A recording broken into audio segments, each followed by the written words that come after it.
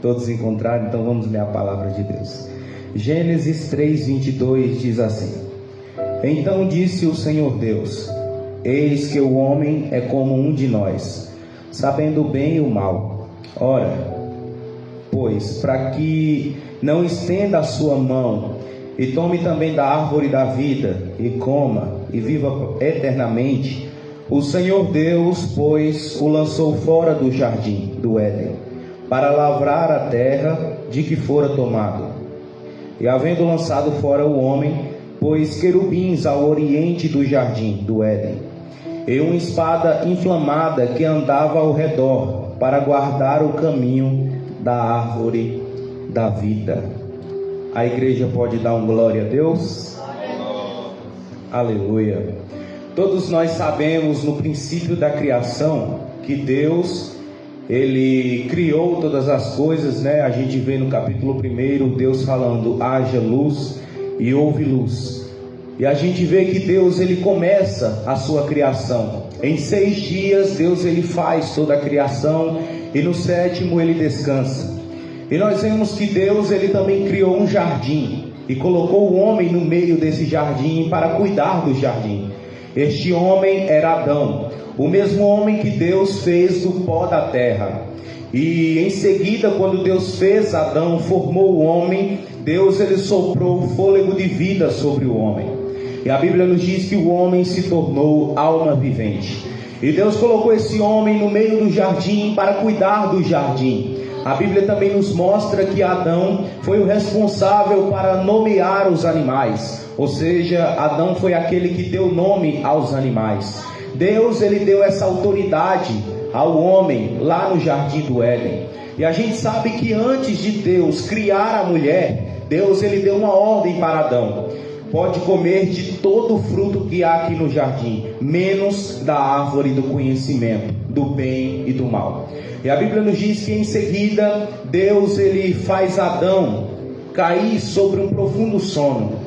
E aí Deus, Ele tira uma de suas costelas e forma a mulher. Porque Deus olha para Adão e diz: não é bom que o homem viva só. Far-lhe-ei uma adjutora ou uma ajudadora para que esteja diante dele. E Deus, Ele criou a mulher. Mas nós sabemos que no capítulo 3 aqui a Bíblia se inicia dizendo que a serpente era mais astuta de todas as alimarias do campo que o Senhor Deus havia feito. E essa serpente, ela chega para a mulher e diz: é assim que Deus disse, não comereis de toda a árvore do jardim? A serpente aqui é o diabo. O diabo incorporado na serpente engana a mulher.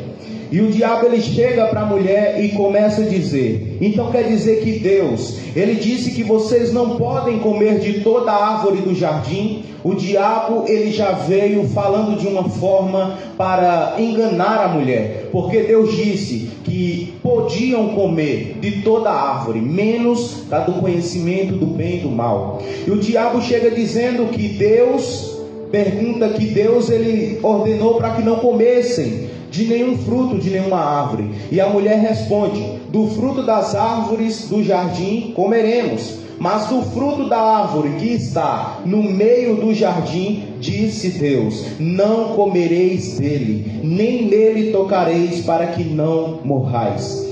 Aqui a gente observa o seguinte, que a mulher, ela disse que Deus disse: não comereis dele, nem nele tocareis. Porém, Deus, Ele só deu a ordem para que não comessem. A gente vê que a mulher, ela acrescenta algo aqui ao que Deus falou. Porque Deus disse: não comereis. Mas ela disse que o Senhor havia dito: não comereis e nem tocareis.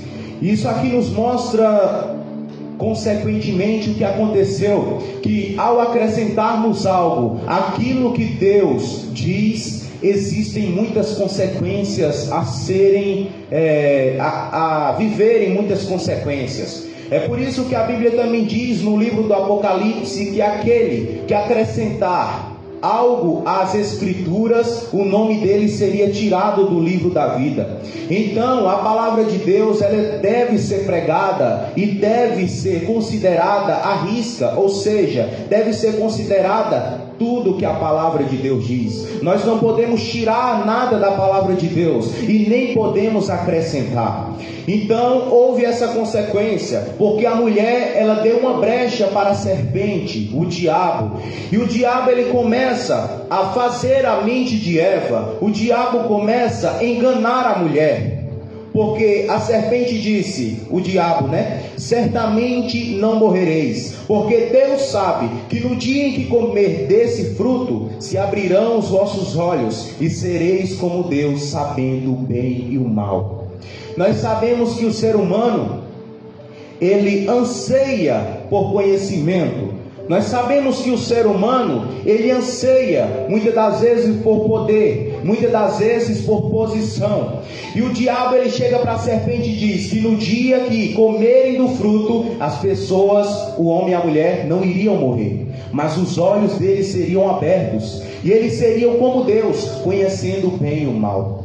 E a Bíblia nos conta que em seguida, a mulher, ela olha para a árvore, e a Bíblia diz que ela viu que a árvore era agradável aos olhos e boa para se comer. E a Bíblia diz que a mulher vai lá, pega do fruto, come do fruto e em seguida dá ao seu marido. E a Bíblia diz, e ele comeu com ela. Desobedeceram a Deus. Comeram do fruto que Deus havia ordenado para não comer. E a Bíblia também nos conta que em seguida, logo após o pecado, a Bíblia diz que Deus, ele sempre descia no jardim, em um certo momento do dia, para conversar com o homem e com a mulher. Com certeza Deus, ele descia para ter um diálogo com os seres humanos que Deus havia criado. E chegou o momento após o pecado que Deus, ele desceu no jardim. E Deus, ele procura Adão e diz, Adão, onde tu estás? E Adão diz, eu me escondi porque eu ouvi a sua voz, Senhor, e eu estava nu. Aí Deus pergunta, mas quem foi que te disse que estavas nu? Porventura comesses do fruto que eu havia ordenado para não comer? E então Adão, ele diz, a mulher que tu me destes, ela me deu do fruto. E a mulher diz, a serpente me enganou. O homem colocou a culpa para a mulher, e a mulher colocou a culpa para a serpente. Só que a gente precisa entender uma coisa. Adão, ele era o cabeça. Deus colocou Adão como cabeça do jardim, para cuidar de todas as coisas. É por isso que quando Deus desce no jardim, primeiro Deus diz, por que Deus não perguntou pela mulher? Deus disse, Adão, onde tu estás? Sabe por quê? Porque no versículo 17 do capítulo 2, Deus disse, mas da árvore da ciência, do bem e do mal, dela não comerás, porque no dia em que dela comeres, certamente morrerás. Então, a gente vê também no versículo 16, quando a Bíblia diz, e ordenou o Senhor Deus ao homem. Sabe por que Deus, ele procurou primeiro pelo homem? Porque a ordem não foi para a mulher, a ordem foi para o homem. O homem que instruiu a mulher a respeito do fruto da árvore que não deveria comer. Porque a gente vê claramente que do versículo 15 ao 17 do capítulo 2 é quando Deus dá a ordem para não comer do fruto. E somente do versículo 18 em diante é que a Bíblia conta como Deus formou a mulher. Ou seja, primeiro Deus formou o homem, deu a ordem ao homem. Após a ordem ao homem foi que Deus criou a mulher. Por isso que Deus procurou primeiro pelo homem, porque Adão era o cabeça do jardim. Adão era aquele que estava por responsável. Foi ele que foi colocado para cuidar do jardim. Foi ele o responsável para nomear os animais. Era ele que tinha autoridade ali. Por isso que Deus procura primeiro por Adão. E quando Adão disse, a mulher que tu me deste me deu do fruto, em seguida a mulher falou que foi a serpente, a gente vê que Deus, ele começou a falar a respeito de algumas maldições que viriam para a humanidade após o pecado. Nós sabemos que o jardim, ele proporcionava uma vida de muita paz para o ser humano. O jardim, ele proporcionava de muito fruto, de comida, para que o homem viesse a se alimentar. Inclusive tinha a árvore da vida, a mesma árvore que se o ser humano comer, viveria eternamente. se hoje o ser humano tivesse acesso a essa árvore, ele viveria eternamente aqui na terra. Depois nós vamos falar um pouco a respeito disso. Mas nós vemos aqui que Deus ele começou a falar a respeito de maldições, dizendo para o homem: agora você vai comer do suor do seu rosto. O homem agora deve trabalhar para comer, para se alimentar, para ter suas coisas. Deus também liberou aqui, falou a respeito de uma maldição para a mulher, dizendo que ela sofreria as dores do parto. E também teve a maldição para a serpente. Deus disse que ela rastejaria sobre o pó com seu ventre. Deus disse que colocaria inimizade entre a serpente e a descendência da mulher, a semente da mulher. E quando Deus ele fala que coloca inimizade entre a serpente e a semente da mulher, essa semente fala a respeito de Jesus Cristo. A semente da mulher é Jesus. Então quando Deus disse que colocaria inimizade entre a mulher e a serpente, dizendo que a serpente feriria o calcanhar dessa semente e a semente feriria a cabeça da serpente, estava falando do Salvador do mundo, estava falando de Jesus Cristo. Então quando o homem ele peca, ele come do fruto que Deus havia ordenado para não comer, Deus ele já tinha o plano da salvação. Deus ele já tinha o propósito de enviar Jesus ao mundo. Deus ele já sabia que enviaria Jesus ao mundo. Deus ele tanto tem o conhecimento, a ciência de saber como seria a terra se não houvesse o pecado, e Deus também sabe como é a terra após o pecado. E quando Deus disse, da semente da mulher virá aquele que esmagará a cabeça da serpente, Deus estava dizendo, vai vir o meu filho amado Jesus Cristo, vai vir aquele que vai derramar o sangue lá na cruz do Calvário para salvar toda a humanidade.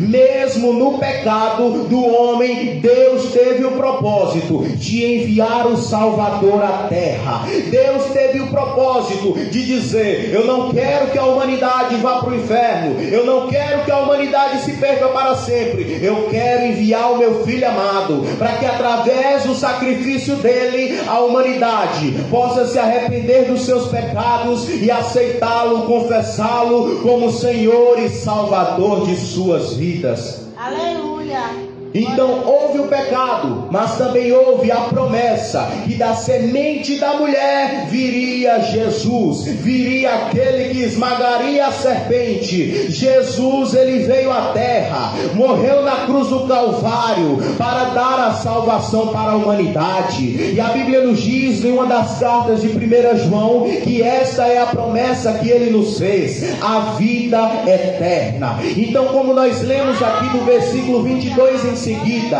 a Bíblia diz que Deus falou, eis que o homem é como um de nós, sabendo o bem e o mal, pois para que não estenda a sua mão e tome também da árvore da vida e coma e viva eternamente, o Senhor Deus, pois, o lançou fora do jardim para lavrar a terra de que fora tomado. E Deus também colocou os querubins ali com espada inflamada que andava em redor para guardar o caminho da árvore da vida.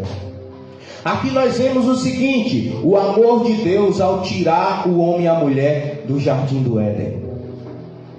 Mas como que tem o amor de Deus nisso? Primeiro, Deus já sabia do plano perfeito. Deus ele já tinha o propósito de enviar Jesus para a salvação da humanidade. E como nós vemos aqui que aquele que comesse, se eles comessem do fruto da árvore da vida, eles viveriam eternamente. Ou seja, se ainda hoje a humanidade tivesse acesso ao fruto da árvore da vida, viveria para sempre aqui na terra. Porém, viveria com as angústias que a gente enfrenta, porque o pecado já tinha acontecido. Viveria tendo a oportunidade de passar por muitas lutas como a gente passa. Viveria eternamente aqui na terra, sendo caluniado, sendo perseguido. Viveria para sempre aqui na terra, precisando trabalhar para comer, precisando comer do suor do seu rosto. Se hoje a humanidade tivesse acesso à árvore da vida, comeriam do fruto, viveriam eternamente, mas ainda viveria aqui na terra com o pecado. Mas onde que está o amor de Deus nisso? Quando Deus tira eles do jardim, Deus estava dizendo: eu vou tirar vocês do jardim, mas eu já tenho um plano perfeito de enviar o meu filho para salvar a humanidade. E quando o meu filho vier, que morrer lá na cruz do Calvário, aqueles que aceitarem ele como Senhor e Salvador de suas vidas, vão cumprir os seus dias de vida aqui na terra, mas vão chegar lá no céu, e a promessa lá no céu é que não haverá mais choro, não haverá mais morte, não haverá mais dor, não haverá mais tudo isso que vocês enfrentam. Porque se eu deixasse vocês no jardim, vocês comeriam do fruto da árvore, viveriam eternamente, mas viveriam com o pecado, viveriam com a natureza caída, viveriam com as dores, viveriam com as angústias, com as aflições desse mundo. Mas quando eu tiro eles do jardim, eu estou trazendo eles a viverem aqui na terra, cumprir os seus dias de vida, para que quando a trombeta tocar, a igreja possa subir. Aqui na terra vocês passam pela morte, passam pela dificuldade, passam pelas angústias, mas lá no céu não passa. O amor de Deus está nisso. Porque, meu irmão, se a gente ficasse com acesso à árvore da vida, a gente viveria para sempre aqui na terra, porém viveria com tudo que a gente enfrenta. Mas vale a pena a gente cumprir os nossos dias de vida aqui na terra, para que no grande dia que a trombeta tocar, no grande dia, se a trombeta não tocar, a gente chegar lá no céu após cumprir os nossos dias de vida, e lá no céu não passar pela morte, lá no céu não passar mais pelas angústias, pelas dificuldades deste mundo, porque lá no céu não existe luta, lá no céu não existe dor, lá no céu não existe dificuldade, lá no céu não existe doença. No céu será uma eternidade de muita glória, de muito gozo, de muita paz. A Bíblia diz, irmãos, que lá no céu a gente vai receber um corpo glorificado, corpo incorruptível, corpo que não pode ser atingido pelo pecado, corpo que não pode ter nenhuma enfermidade, corpo que não pode sentir dor. Nós receberemos um corpo glorificado, semelhante ao de Jesus. Lá no céu, irmãos, a Bíblia diz que a gente vai ter acesso à árvore da vida. Lá no céu, a Bíblia diz que as ruas são de ouro. Lá no céu existe um rio como cristal. Lá no céu tem os muros de jaspe. Lá no céu é tão lindo, irmãos, que a mente humana não consegue imaginar. O jardim do Éden era bom, o jardim do Éden era coisa linda, irmão, mas ainda nem se compara com a glória dos céus. O jardim do Éden era bonito, mas nem se compara com a beleza do céu. É por isso que o apóstolo Paulo disse que aquilo que Deus tem preparado para aqueles que o amam são coisas que o olho não viu, o ouvido não ouviu e nem subiu ao coração do homem. São essas coisas que Deus tem preparado para aqueles que o amam. Ei, meu irmão, o céu é coisa que o olho humano ainda não conseguiu ver. A pessoa pode ir para um lugar mais belo, mais lindo dessa terra, mas nem se compara com a glória dos céus. As pessoas podem ouvir o som mais lindo dessa terra, mas nem se compara com aquilo que a gente vai ouvir no céu. As pessoas podem imaginar a coisa mais linda, mais bela dessa terra, mas nem se compara com aquilo que o homem, aqueles que aceitarem Jesus, irão ver no céu. O céu é perfeito, o céu é lindo. É por isso que o próprio apóstolo Paulo também disse que foi arrebatado até o terceiro céu. Porque existe o céu que a gente vê, existe o céu onde fica o diabo e seus anjos, e existe o céu onde Deus está, o trono do Senhor. E a Bíblia diz que o apóstolo Paulo foi arrebatado até o terceiro céu, e lá ele viu coisas inefáveis, que não é lícito ao homem ver e ouvir. Já imaginou o quanto o céu é lindo? Já imaginou o quanto o céu é perfeito? É por isso que Deus tirou o homem e a mulher do jardim do Éden. porque eles viveriam eternamente na terra, mas viveriam com a natureza caída. Viveriam para sempre na terra, mas ainda enfrentariam as angústias deste mundo. Viveriam para sempre na terra, mas ainda enfrentariam o que a gente enfrenta. E Deus disse: eu vou tirar vocês do jardim do Éden, porque eu sei do plano perfeito para a salvação da humanidade. Eu sei o que está reservado aqui no céu para a minha igreja. Deus, ele é onisciente, sabe de todas as coisas. Ele estava lá no jardim do Éden, vendo tudo aquilo, tirando o homem e a mulher do jardim. Mas Deus, ele já via a gente aqui dando glória a ele. Deus, ele estava lá vendo e tirando o homem e a mulher do jardim, mas ele já sabia o que a gente viveria no futuro. É por isso que ele disse: da semente da mulher virá aquele que esmagará a cabeça da serpente. E aqui a gente entende uma coisa também, irmãos, que o amor de Deus não está somente nas bênçãos que ele nos dá. O amor de Deus não está apenas no sim que a gente ouve do Senhor. O amor de Deus está também no não que a gente ouve do Senhor. Porque a gente ouvir o sim de Deus é coisa linda. A gente ouvir o sim de Deus é coisa maravilhosa. A gente desfrutar das bênçãos de Deus é coisa extraordinária. Mas Deus, ele também nos ama quando ele nos diz não. Deus também nos ama quando ele tira algo de nossas vidas. Deus também nos ama quando ele afasta amizades de nossas vidas. Deus, ele também nos ama quando ele nos tira do conforto.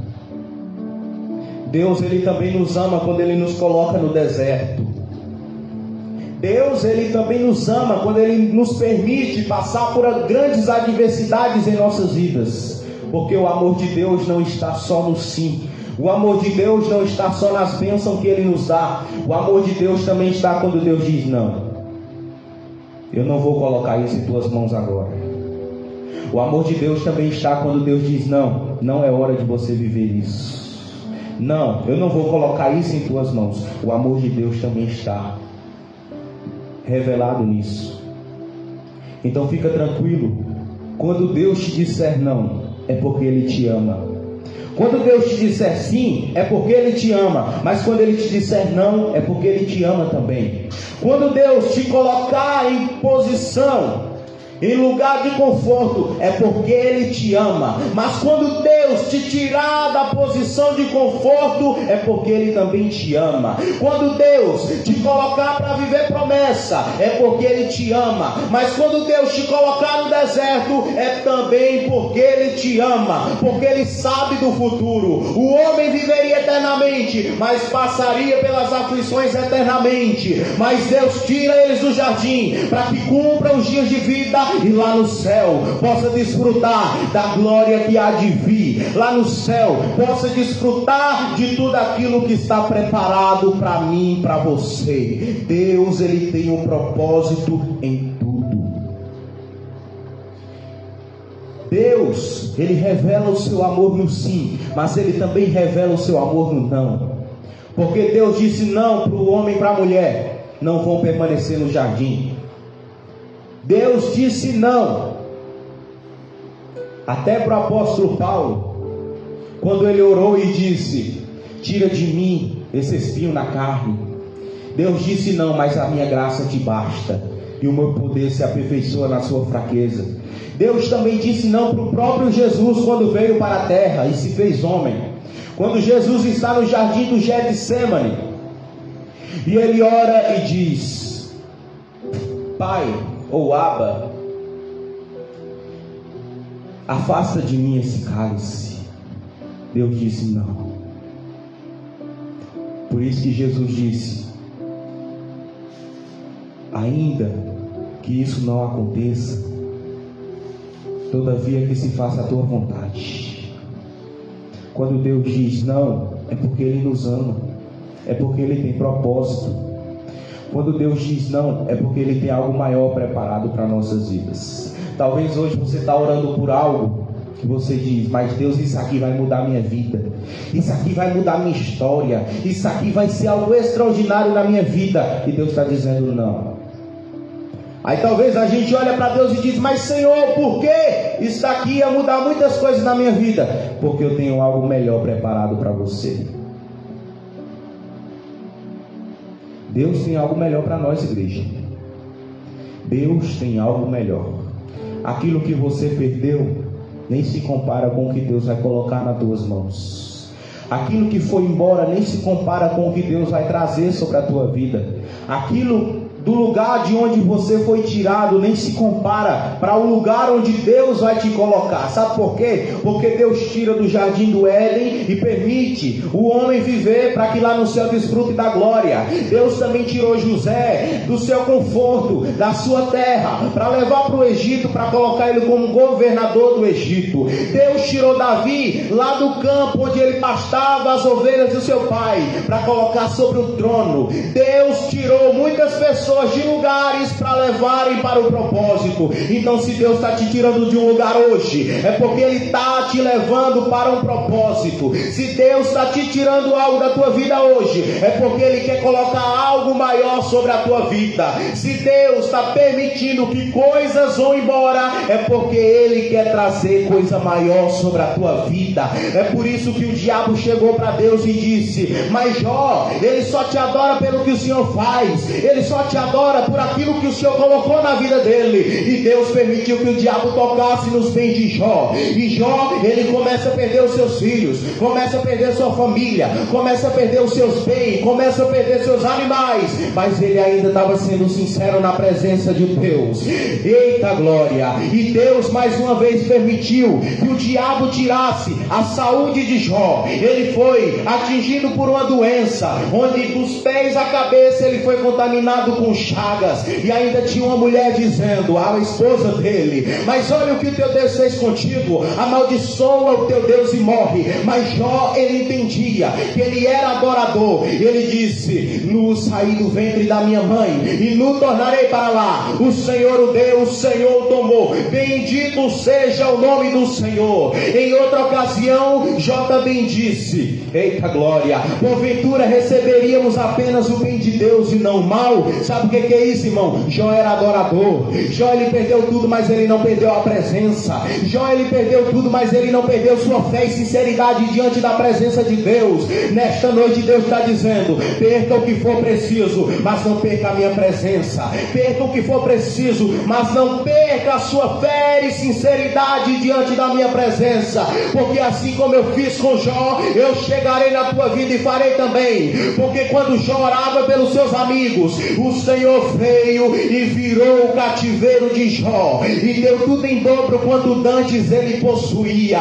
Deus está dizendo: fica tranquilo. Ah, mas o deserto está grande, a dificuldade está grande. Fica tranquilo, pois eu vou te levar a lugares que você nunca imaginou viver. Fica tranquilo, porque isso está indo embora, mas algo maior eu trarei sobre a tua vida. Glória a Deus. Eita Jesus. O próprio Jó, irmão, foi aquele que disse: o teu princípio na verdade será pequeno em comparação ao teu último estado. Oh glória! Deus, ele é um Deus que vira cativeiro. Deus, ele é um Deus que nos faz viver coisas extraordinárias. É por isso que no livro de Ageu, capítulo 2, versículo 9, a Bíblia diz que a glória da segunda casa será maior do que a da primeira. Hoje a gente pensa: ah, mas eu já estou confortável demais. Ah, mas eu já estou vivendo tantas bênçãos. Ah, mas eu já estou com tanta coisa na minha vida. Deus está dizendo: a glória da segunda casa ainda é maior do que isso que você tem vivido. Isso que você acha que é grande ainda é pequeno comparado com aquilo que eu vou colocar nas tuas mãos. Oh glória! Deus tem algo maior preparado para a tua vida. É por isso que o próprio Deus disse: clama a mim e responder-te-ei e anunciar-te-ei coisas grandes e firmes que não sabes. Jó clamou a Deus e Deus chegou no versículo 10 do capítulo 42 e virou o cativeiro de Jó. Muitas pessoas clamaram a Deus. O povo de Israel no Egito clamaram a Deus e Deus levantou Moisés Moisés para tirar eles do Egito e levarem para a terra prometida. Talvez você está vivendo por tanta coisa hoje, mas Deus te trouxe aqui para te dizer: essa situação só vai se resolver no secreto, quando você dobrar seu joelho e clamar a mim. E quando você clamar, eu vou te responder, e eu vou colocar coisas em tuas mãos, eu vou te anunciar coisas, vou te revelar coisas que você nem imagina, porque eu sou Deus que faz grandes coisas sobre a vida da minha igreja. Oh glória! Assim foi na minha vida também, irmão. Eu não era nem cristão. E eu fiz um clamor a Deus, e Deus, Ele me ouviu e respondeu. Se hoje eu estou aqui, foi por conta daquela experiência que eu tive com Deus há mais ou menos 3 anos e alguns meses atrás. Eu me converti em 2021, mas em 2020, 6 para 7 meses antes, eu tive uma experiência tremenda com Deus. Eu estava com uma gripe muito forte nesse dia. Gripe daquelas, irmão, que a gente não aguenta nem ficar em pé. Nossa mente fica pesada, nosso corpo fica pesado. Eu não aguentava ficar nem em pé direito. Tomado por uma grande angústia que estava dentro de mim. Uma grande ansiedade. Mas essa ansiedade era bem pequenininha comparada ao Deus que ia fazer algo tremendo na minha vida.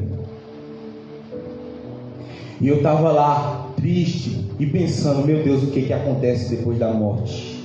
Como que é? Será que é tudo escuro? Será que é como se nada existisse? Daí eu fui para o meu quarto e apenas fechei a porta assim, sem ser na chave, né? E quando eu coloquei um louvor, sem saber o que era louvor praticamente, foi o Espírito Santo de Deus que me conduziu a colocar um louvor. E Deus começou a dizer: fecha a porta do teu quarto e ora. E eu pensei: oxe.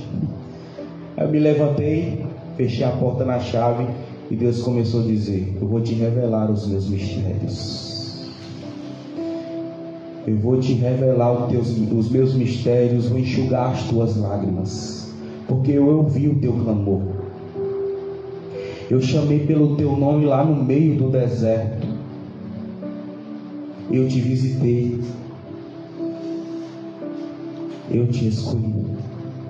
E eu nem sabia o que Deus ia permitir eu passar, e nem sabia o que Deus Ele me permitiria viver. Hoje todos veem um pregador iado fazendo vídeo na internet, pregando a palavra de Deus, mas não imagina o que eu já enfrentei, mesmo sem ninguém ver, onde somente Deus contemplava. Tem momentos, irmãos, que a gente vive coisas que as pessoas veem o que a gente enfrenta, mas tem momento que é só no secreto. E se eu estou aqui, irmão, não é porque eu sou bonzinho, é porque a graça de Deus me sustentou. Quantas vezes eu não já pensei em parar? Quantas vezes eu não já pensei em desistir? Quantas vezes eu disse: Senhor, eu não aguento mais? Quantas vezes eu não já disse: Deus, não vai dar mais certo? Mas toda vez que eu dizia isso, Deus dizia: não temas, eu sou contigo. Não te assombres, eu sou o teu Deus. Eu te esforço e te fortaleço, te ajudo e te sustento com a destra da minha justiça. Tudo é pela graça, irmão. Se estamos aqui, é porque a graça dele tem nos sustentado. Amém?